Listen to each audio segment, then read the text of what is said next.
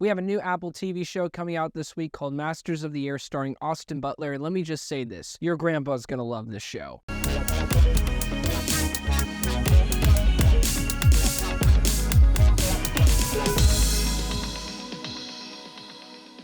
Hey guys, my name is Joseph Curtis, and if you love movies just as much as me, you have come to the right place. Now do me a huge solid and click that like and subscribe button. Also, if you want to follow me on the following social platforms, that would be great as well. Now, let's start talking Masters of the Air. During World War II, airmen risked their lives with the 100th Bomb Group, a brotherhood forged by courage, loss, and triumph. Before I start with the review, I just want to say thank you so much, Apple TV, for the honor and privilege for letting me watch this series. I do not take it lightly, and I'm very excited to talk about this show. There's a lot of hype, I feel like, behind this show, because not only do you have the great Tom Hanks behind this project, he's not starring, he's just one of the producers, I believe.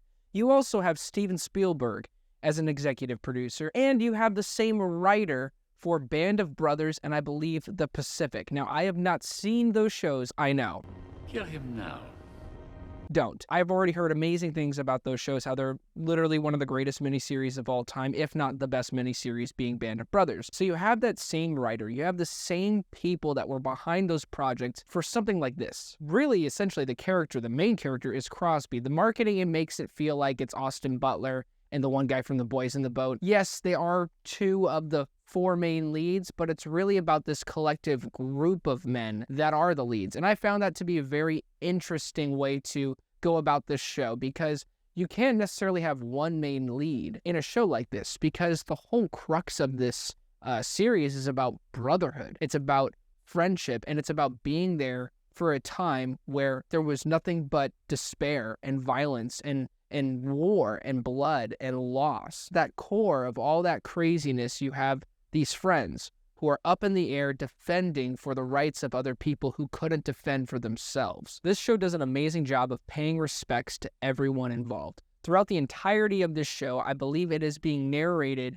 by, to me personally, there was one main lead, it'd be the character of Crosby. And he is narrating every single episode about each and everyone's perspective of this person did this is what the engineers did, this is what the cooks did for us. You feel every single effort with this monologue, with the dialogue, paying respect to every single part of this war. People on the sidelines you never hear about. The people who are fixing up the airplanes after a mission went wrong, who are fixing up the holes, fixing up the engines. You don't really hear about their story, and the writers did an exceptional job portraying respect to everybody in each department. The war is brutal and feels real in every situation, on land and in the air, especially in the air. I know I briefly touched on it. When you are up there in those sequences with these characters, you feel like you are thousands of feet up in the air, hundreds of thousands of feet up in the air, with the enemies looking at you. You don't know what direction they're going to come in. And the way, especially the director of the first 4 episodes captures that is incredible. Another thing that I absolutely loved about this show is Cary Joji Fukunaga, who directed the first half of this season,